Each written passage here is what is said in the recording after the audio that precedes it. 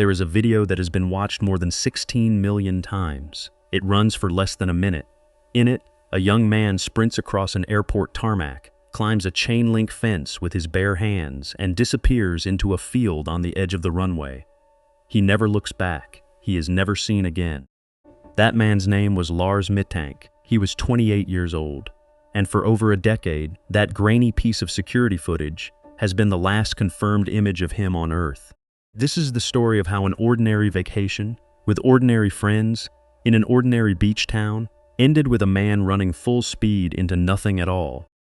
Before any of that happened, Lars Mittank's life looked like most other 28-year-olds' lives. He worked at a power plant in northern Germany. He had a long-term girlfriend. He had a close circle of friends he'd known most of his life. He supported a football club with the kind of loyalty that gets you into arguments in bars, which, it turns out, matters more to this story than you'd expect. In late June of 2014, Lars and 4 of those friends flew to Bulgaria for a week at the Golden Sands Resort, just outside the city of Varna. It was his first trip outside of Germany. By every account from the people who were there, the week went the way beach vacations are supposed to go. They swam. They played football on the sand. They went out at night. One friend would later say the days moved fast, that Lars seemed relaxed, that he was in a good mood. There was one small detail that nobody thought much of at the time. Lars wasn't eating like the rest of them. Small portions. A little soup, a little salad. Nothing dramatic. The kind of thing you'd only remember afterward, once you were looking for warning signs that might not have been there at all. That's how these stories usually start, not with a scream, with a detail so small it barely registers. The trip was almost over, one night left, and that night everything changed. On July 6th, the group was at a bar in town. Lars got into a disagreement with some other German tourists, over football, of all things. Words escalated. The group split up for the night, the way groups do after an argument nobody thinks will matter in the morning. Lars didn't come back to the resort that night. His friends didn't see him again until the next day. When he did show up, he told them he'd been beaten. Badly. He said 4 men, hired, he believed, by the group from the bar, had attacked him. His jaw was injured, his eardrum was ruptured. Different friends would later give slightly different versions of exactly who had done it and why. But the injuries were real, and so was the fear in how he described it. A local doctor examined him, prescribed an antibiotic to prevent infection, and gave him one clear instruction: don't fly, not with an injury like that, not yet. This put Lars in an impossible position. His friends were scheduled to fly home the next day, July 7th. He wasn't supposed to travel. Someone offered to stay behind with him. He said no. He told them to go home as planned. He'd be fine on his own. They believed him. They got on the plane.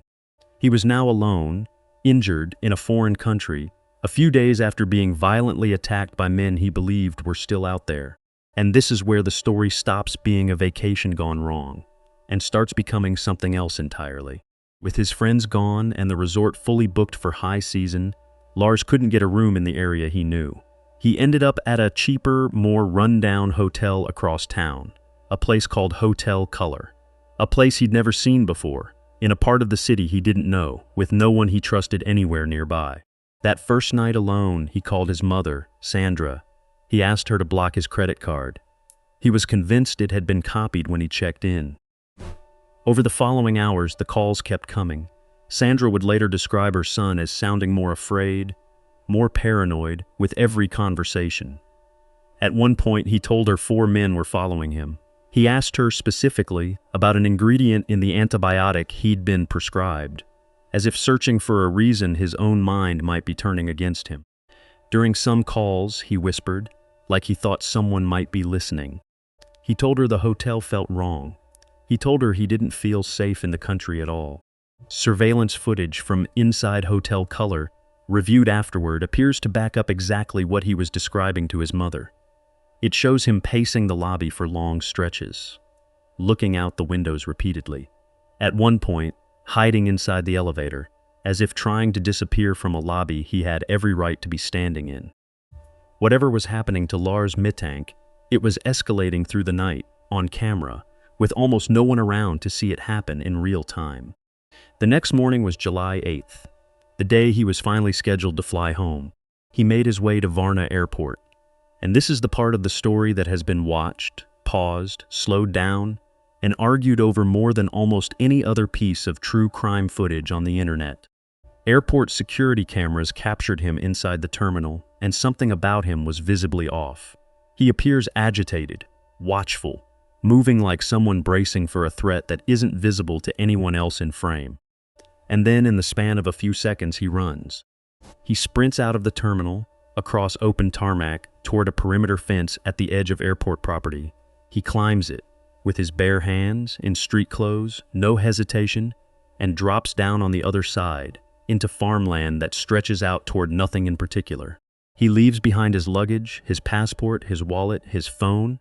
He runs into that field, and the footage simply ends.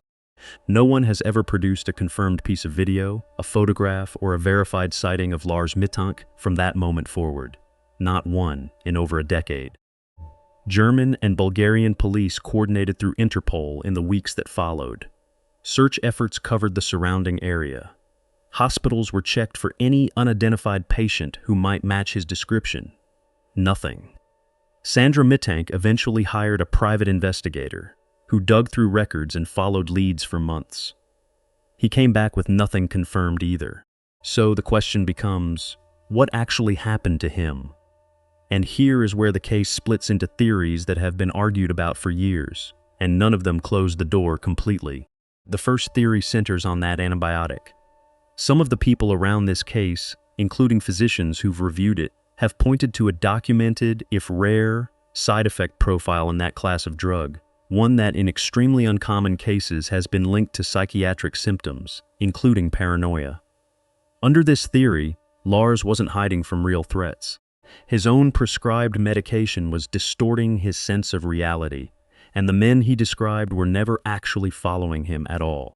It's a clean explanation. It's also disputed. Some close to the case have said he never even filled that prescription, which, if true, would remove the theory entirely. The second theory doesn't need a pill bottle at all. It starts with the beating itself.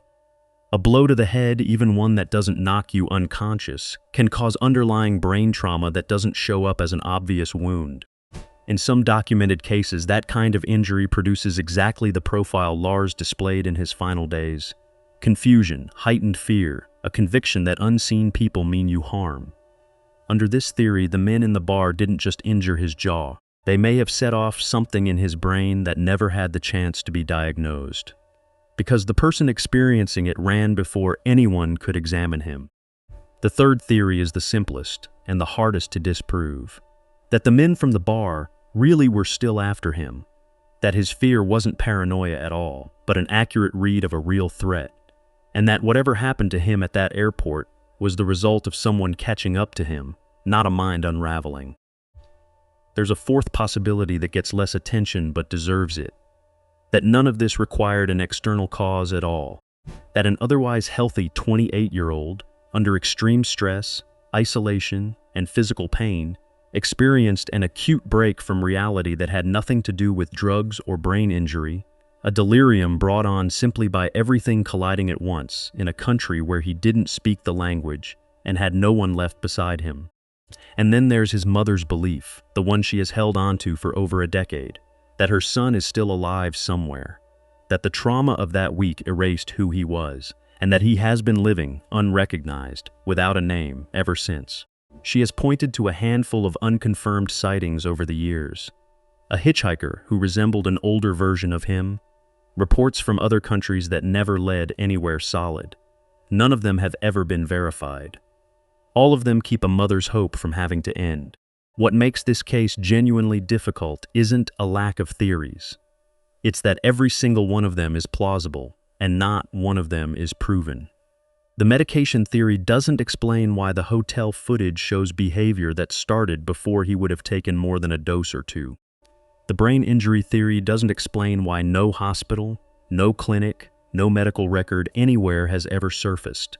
The threat theory doesn't explain how 4 men could erase a person so completely without leaving behind a single trace of a struggle. And the theory that he's still out there somewhere doesn't explain why, in over a decade of viral attention, global searches, and a case followed by millions of strangers online, not one sighting has ever held up. Lars Mittank left behind everything that would normally identify a person: his documents, his phone, his belongings, and kept only himself. And whatever he was running from, or running because of, he ran directly into a silence that has never once broken. Today, his mother still searches. A support group formed in his name has grown to tens of thousands of members, still sharing his photo, still hoping someone, somewhere, recognizes a face that hasn't aged the way the rest of the world has aged around it. The last confirmed image of Lars Mittank is a man clearing a fence at a dead sprint, disappearing into an open field in broad daylight, watched by a camera that could capture exactly where he went, but never why. If you were the one running that morning, what do you think you would have been running from?